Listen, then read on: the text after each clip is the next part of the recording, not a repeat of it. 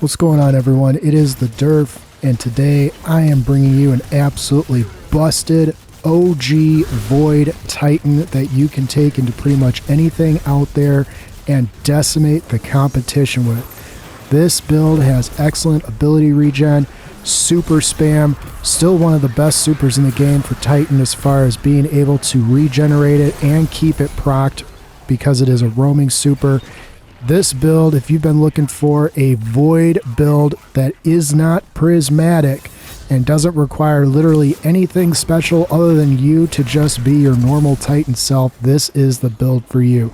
It is extremely user-friendly, extremely easy to get used to the playstyle, and you will have virtually unlimited Overshield procced the entire time while you pair that with Volatile as well as Void explosions all over the battlefield. So if you find anything helpful in this video, please consider liking and subscribing or share it with a fellow Titan who could benefit. This is a great build. Let's get on into it.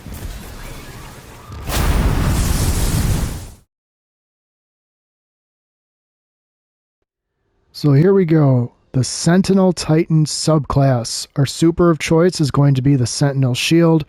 Press to summon a shield of Void Light. While the Sentinel Shield is active, you can attack, block, or perform a shield throw. When you do guard, it draws hostile fire, and allies who shoot through the wall have increased weapon damage, and guarding allies makes the shield last longer. This is a fantastic roaming super. If you haven't picked this one up in a while, this is the time to do it, because with the buffs to the super regen for roaming supers, you can pop this thing in as little as 1 minute, depending on the activity that you are running, and sometimes even faster than that. For abilities, we're going to go with Rally Barricade, and I prefer the Strafe Lift. Shield Throw is going to be your melee of choice, and the Vortex Grenade is going to be your grenade of choice. The only one I would substitute for the Vortex Grenade, if you wanted to, would be the Suppressor Grenade. And the only reason for that would be if you want additional ways to stun Overload champions, or you want the additional knockoff to the base cooldown. This one is 2 minutes and 1 second. That one is 2 minutes and 32 seconds. So if neither of those cooldowns bother you, then go with the Vortex Grenade, because we're going to build into it here in 1 second. For aspects, we're going to start off with Offensive Bulwark. While you have an Overshield or are inside Ward of Dawn, your grenade charges significantly faster. You have increased melee range and damage, and melee final blows restore a small portion of your Overshield and extend its duration. You also gain an additional shield throw while you are in your Sentinel Shield super. So this is a big one. You want to proc Overshield as much as possible. So the gameplay loop, so to speak, is going to be centered around both your Rally Barricade as well as dealing damage with your grenade, and then melee while you're activating your Rally Barricade at the same time. It is not required that you do all this stuff from standing behind the barricade. The barricade is to proc the Overshield.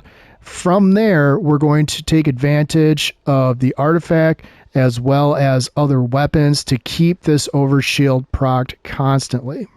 Our second Void aspect is going to be Bastion. Cast your super to grant Overshield to nearby allies. Casting your barricade grants Overshield to yourself and nearby allies and empowers it, enabling it to slowly regenerate the Overshield of allies bunkering behind it and extend the Overshield duration. So pretty much between these two, you're going to have constant refreshing of your Overshield, and that is the name of the game. While you have the Overshield is when you're going to be able to do the most damage. So being able to proc that as well as keeping it procced is going to be extremely important. The first Void fragment that we want is going to be Echo of Starvation. Picking up a Void Breach or an Orb of Power grants Devour. You're going to be wanting to proc as many Orbs of Power as you possibly can, which we're going to have mods in our armor for that as well. But the essentials are getting your grenade back as fast as possible and getting health back while you have Devour. That's going to be key to your survivability, on top of having Overshields proc constantly. Next up is going to be Echo of Expulsion. Void ability, final blows cause targets to explode. I want to see as many explosions on the screen as possible, and we have not only an awesome grenade for that, but also the shield throw, as well as this applies to your super if you are not aware of that. So any damage that you do with your super is considered a void ability, which means you're going to have explosions on top of that. So not only is your roaming super extremely powerful one-on-one with a target, it is also extremely potent in clearing an entire room of beefier enemies, adds, or whatever you choose to use it for. Next up is going to be Echo of Exchange. Melee final blows grant grenade energy. The reason that I have this proc is because I do want my grenade back as fast as possible. The reason that I want my grenade back as fast as possible is because Echo of Undermining is our last fragment. Your void grenades weaken targets. Weakened targets take increased damage and have their movement speed slow. This is going to be pivotal when you're dealing with either large groups of adds, beefier yellow bars, bosses, or champs, or whatever you find in front of you that is tougher to take down. You pop your void grenade and you weaken the target, making yourself able to deal increased damage, therefore making you more powerful in general. For the stat distribution, the order of focus is going to be resilience, strength, and discipline, in that order. The reason that you want resilience and strength is because you want to be able to proc your shield throw as much as possible, and you want to be able to proc your barricade as much as possible so you can start the overshield spam. Once you have those two things, additional things you're going to do, such as generating orbs of power, proccing your super, dealing damage with weapons, is going to enable you to get your grenade back relatively quick. But I wouldn't shy away from this build simply because my discipline is at a T5. Ideally, you'd want resilience and strength at a T10, and your discipline somewhere between like a T5 and a T8. T8 would be on the high side if you get lucky with a bunch of your armor rolls. The recovery and the intellect could be a little bit higher, but honestly, with roaming super regen buff, that's not really going to be an issue. And recovery, remember, recovery is not really a factor in the nether. So what you want to be doing is proccing Devour, which does give you health back. And on top of that, we're going to be taking advantage of the artifact as well. For the weapons, I'm going to start off with the energy slot first. The key 2 points here that I want to point out, the two weapons that I think are going to work best for you are going to be Age-Old Bond and Positive Outlook. Now, I do not have one of the perks that I would prefer to have for this to proc Overshield even more, and that would be Repulsor Brace. Repulsor Brace on Age-Old Bond and Positive Outlook would pair perfectly with Destabilizing Rounds. But I got these rolls before the Destabilizing Rounds change happened. So my Void Overshield doesn't proc quite as often as yours might if you have the ideal roll with Repulsor Brace and Destabilizing Rounds. As long as you have a Void Overshield, you're going to be able to generate additional ability energy back. So being able to proc that with a weapon is going to make you virtually indestructible as a Titan, which Titans should be indestructible in my opinion, but these two weapons, or you could go with a Recluse. Really anything that's got Destabilizing Rounds and Repulsor Brace on can be substituted in here. Your two backup options are really going to depend on the activity, but if you are running a Master or a Legend Lost Sector and you want to still have Overload stopping power, or you want to have an Unrelenting perk, Le Monarch is a great option, but that's going to be dependent on what you have for other weapons. But I have what I would consider to be a universal fix for all those other options. In the Kinetic slot, Tenacious Mastery is number one. Tenacious Mastery, if you are not aware, can stun all three champions this season.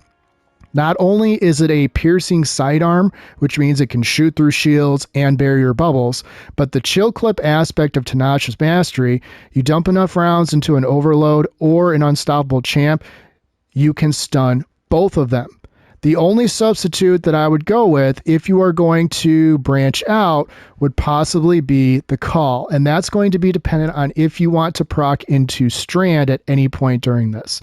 You'll notice that I have 3 legendary weapons equipped. And yes, the build videos that you saw me playing, those did have only 3 legendaries. So the stats that you saw at the end of the screen or at the end of the video, like the demonstration, that was with no exotics.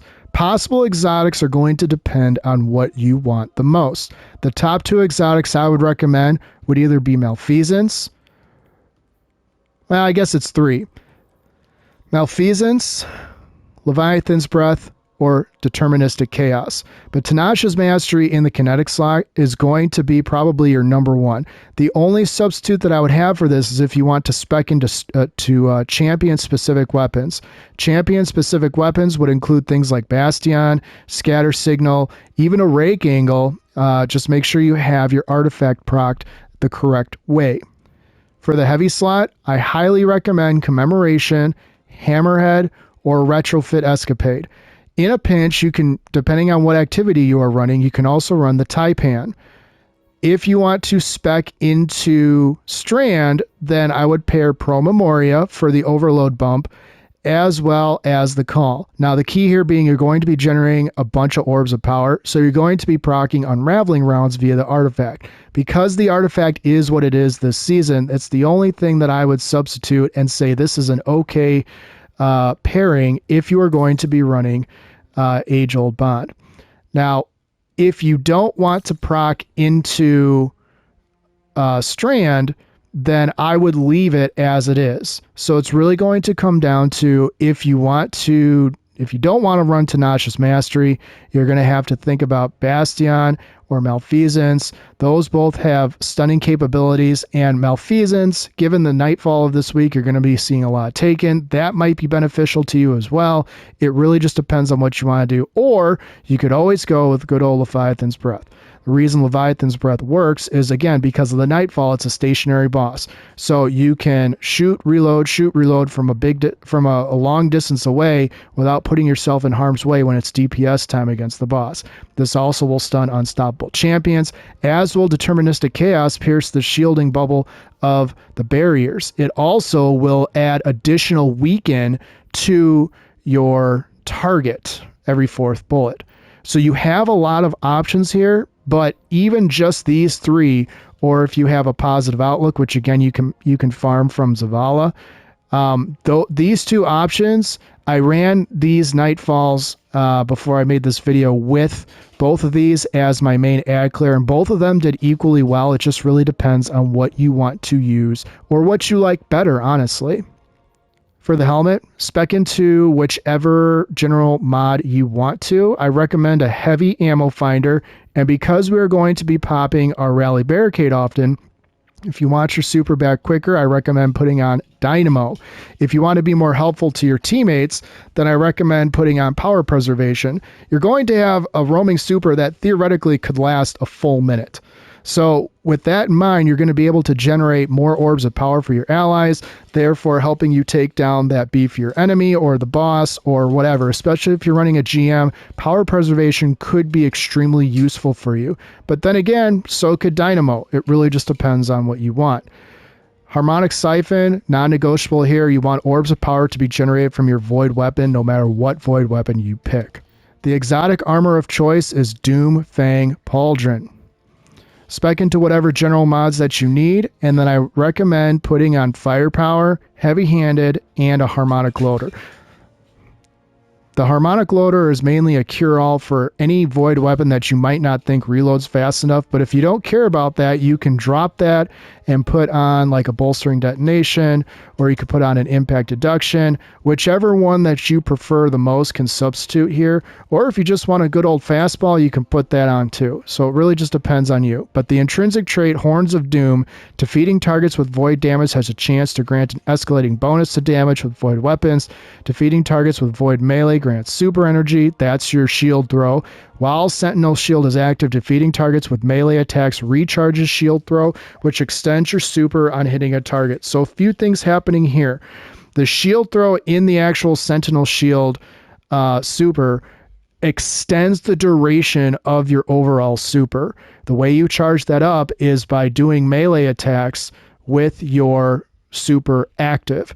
So the gameplay loop for this would be you throw your shield throw, it's going to bounce off a bunch of enemies, and then you roam around the battlefield, kill a couple more enemies with melee attacks with the super, and then finally you throw your shield again and then get more energy back for continuing the cycle of the super. So that's what you're going to want and what you're going to get from Doomfang Pauldron, which makes this exotic absolutely bonkers, because all of these melee attacks that you're going to be doing and ability attacks are going to cause your targets to explode because of the fragments that we have, which I'm going to revert to right here. You see right here, Echo of Expulsion. Void ability final blows cause targets to explode. Your void ability final blows also include your super. So having a roaming super that can cause your abilities to explode, whether it's the shield throw or the melee attacks, is absolutely ridiculous. So in sweatier environments such as GM Nightfalls, regular Nightfalls, onslaught activities, Tomb of Elders, virtually anything where you're going to be dealing with semi-dense or even very dense populations of enemies, this thing is going to absolutely cook the battlefield for you. And it's going to be visually appealing too. Not that that really matters because you want to be as powerful as possible, but seeing everything blow up in purple and just continue the explosion and the carnage, the more that you roam around, it's pretty darn satisfying to watch. So if you haven't tried this out, this is your sign to do it. For the chest armor, whatever general mod that you need, 2 damage resistances, and then I always recommend a reserve mod to match your heavy weapon of choice. Because I want to spec into Void the most and lean on Tanasha's mastery for stunning champions, I put on the Void reserves, but you can do it however you need to do it. For the legs, whatever general mod that you need, first up on the list is going to be Invigoration. 100% you want your melee back as fast as possible because your melee is going to reduce your super cooldown. Also, your melee attacks will cause targets to explode, which also spreads the damage of your melee overall. Next up is going to be Innervation as well as Absolution. If you are going to substitute one of these for recuperation, say if you're running another activity, since health is always at a premium, instead of it being Invigoration, like on my other build videos, Innervation is going to be the one to get the tank on this one. The reason for that is in the nether activity, your melee is going to be more powerful than your grenade. And honestly, your ability energy recharge is going to be good enough, even at something as low as a T5 like what I've got, that you're not really going to miss out on a little bit of bump back for your grenade energy. So just keep that in mind. And oh, by the way, Absolution already has some of that covered anyways because it reduces all ability cooldowns each time you pick up an Orb of Power. This one is non-negotiable because this also factors into your barricade regen. So make sure you don't take this one off. Only take Innervation off if you're going to put a recuperation or a health mod in general in place of it. For the class item, whatever general mod that you need, I recommend putting on. Recovery is at a premium, at least for me in this build. So I've got Font of Restoration, and the next two are probably going to be the ones that you're going to want more than even this. Outreach as well as Reaper. Shortly after using your class ability, your next weapon final blow spawns an Orb of Power. Since you're spawning your class ability, or you're spawning your barricade rapidly, well, maybe not rapidly, but very often, we'll just use that term, very often, you're going to want to get your class ability or your Orb of Power so you can proc your abilities more frequently. Add to that, Outreach reduces melee cooldown when using your class ability. This is a no-brainer because your shield throw gives you your super energy back. So realistically, what you're going to have to decide is if you want Font of Restoration. In a GM Nightfall, I think it's non-negotiable. In a regular Vanguard Strike, probably not, doesn't really matter. In a Master or a Legend Lost sector, Master or Expert sector, you're probably not going to care about the Font of Restoration because you're going to be going at your own pace anyways. So it's not really going to matter. So you could easily substitute this for Distribution Or another Reaper if you want a more powerful orb of power to spawn after you activate your barricade. It also reduces the cooldown between how often you can activate your barricade, but it's not really going to matter because instead of it being 10 seconds, it's going to be 5. You're not getting your barricade back that fast, although you are getting it back pretty darn fast.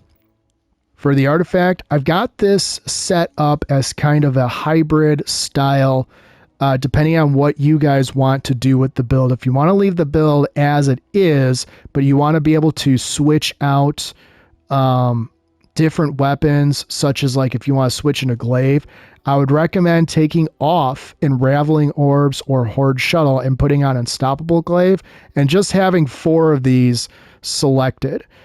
The reason is if you don't want to spec into Strand for this, which is fine, it's completely up to you, you can also give yourself another way to test this out to find out what you like most. There's a lot of popularity around glaives this season.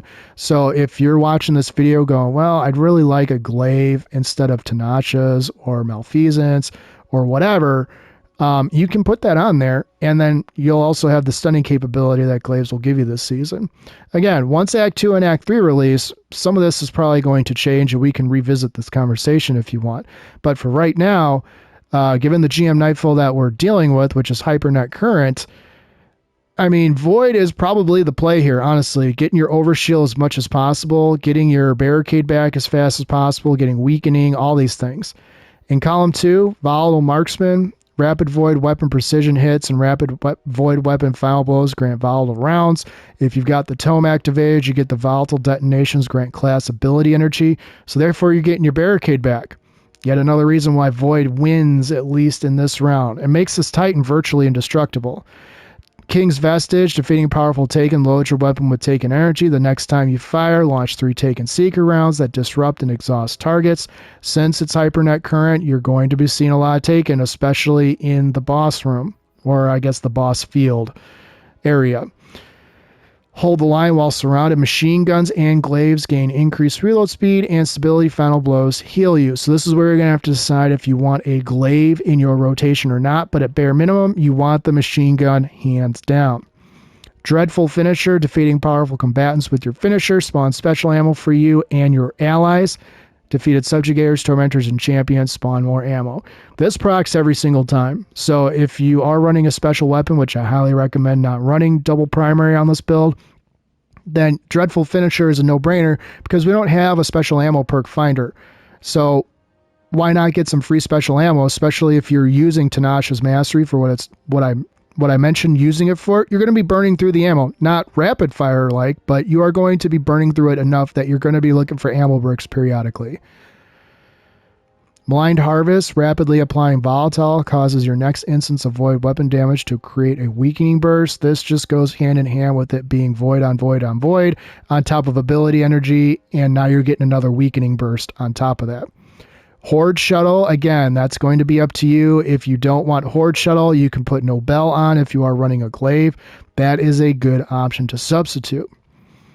Heavy Ordnance Regeneration, dealing sustained damage to targets with a heavy machine gun or rocket launcher, grants damage resistance and increases grenade and melee regeneration for a short duration. This is why I recommend only machine guns with the exception of Leviathan's Breath, because you get the grenade and melee regen back, you get damage resistance.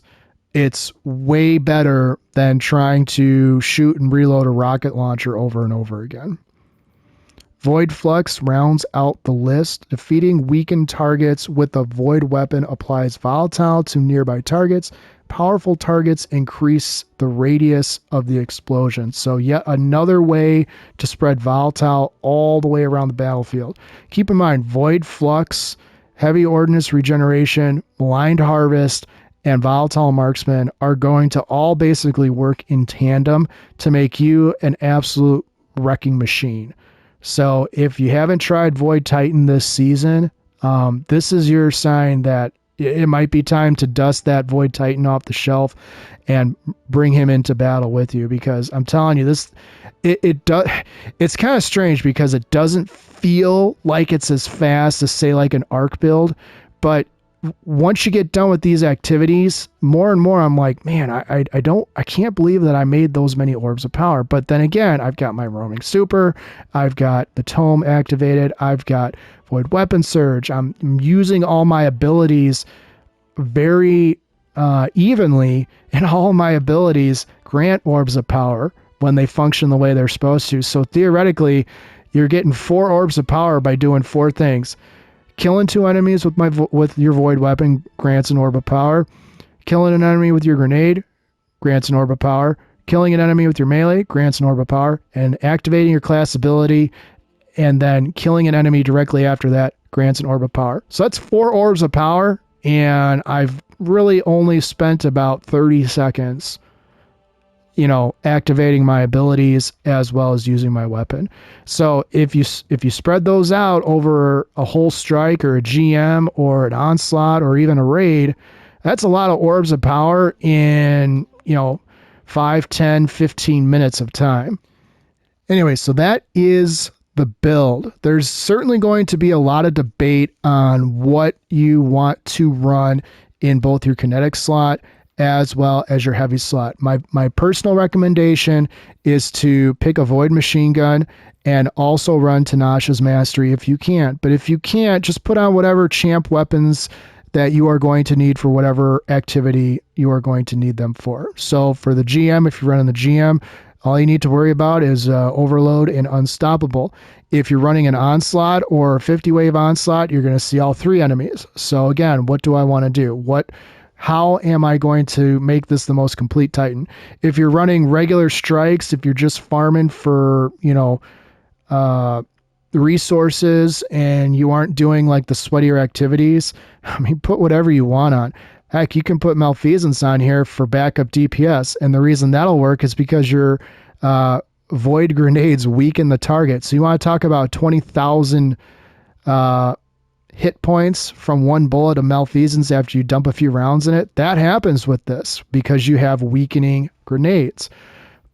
Or if you're just running regular strikes and you want to spec into void if you want to spec into strand because you want to see the unraveling rounds flying around all over, that's a pretty satisfying thing to watch too. And if you put bait and switch on your Pro Memoria, now that becomes a ridiculously good DPS option, especially if you have the unraveling orbs procced and you throw out your weakening grenade right before it.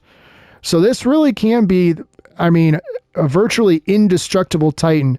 There's not really going to be much weakness, but you're going to have to spec into armor as far as the stats go to give yourself a good chance. If all of these stats were T5s and below, or you couldn't get to a T10 in resilience, or you couldn't get to at least a T8 in strength, it's going to hurt a little bit of the cooldowns.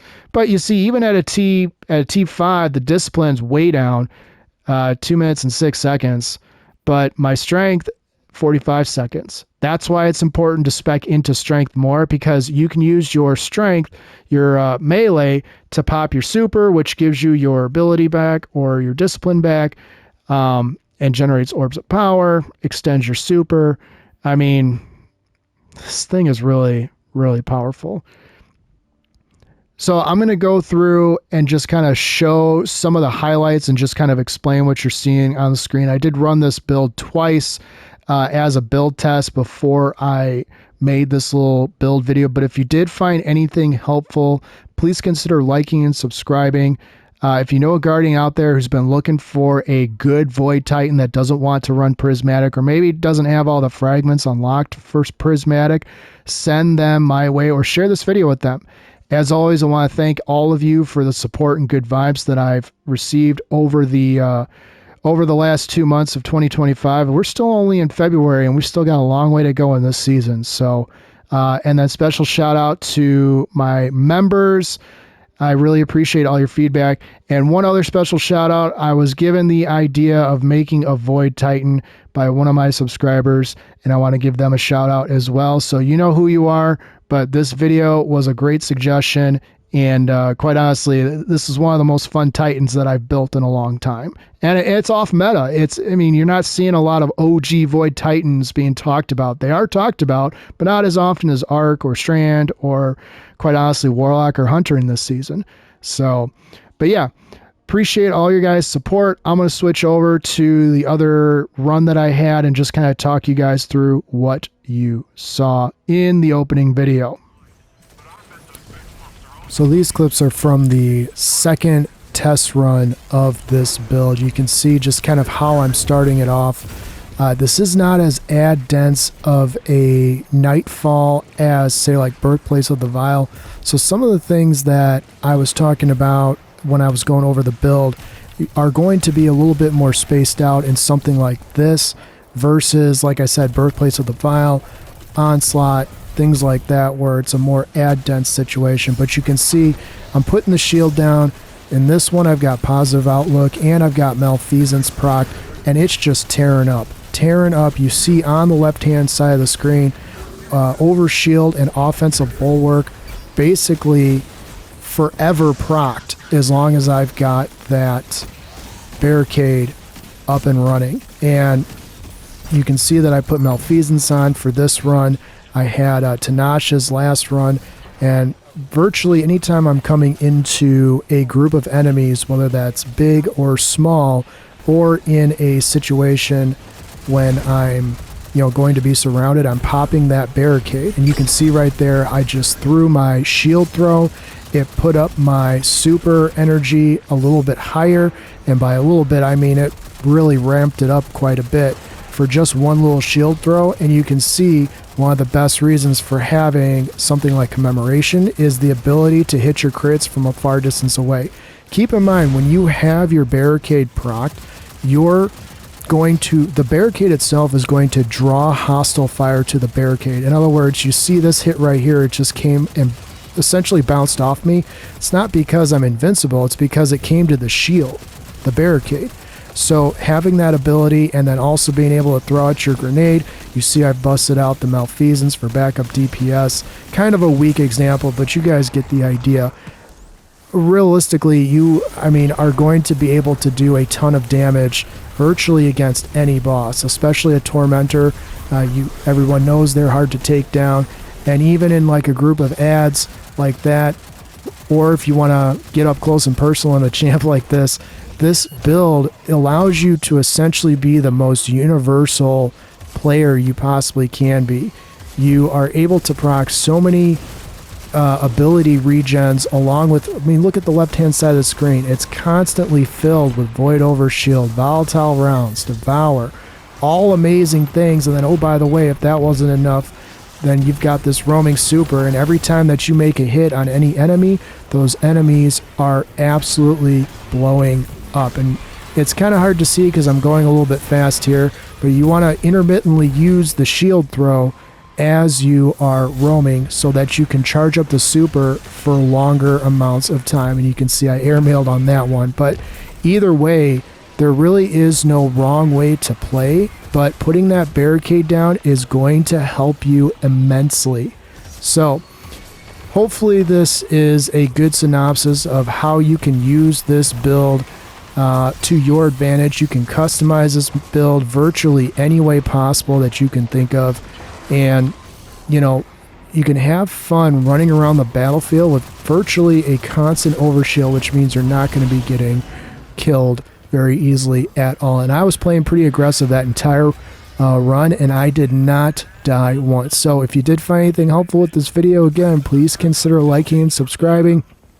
If you know a Titan out there in need of a great build, send them my way or share this video with them. And as always, I want to thank you guys for your support. Hopefully this build helps somebody out there, because that's my goal, is to help as many people as possible.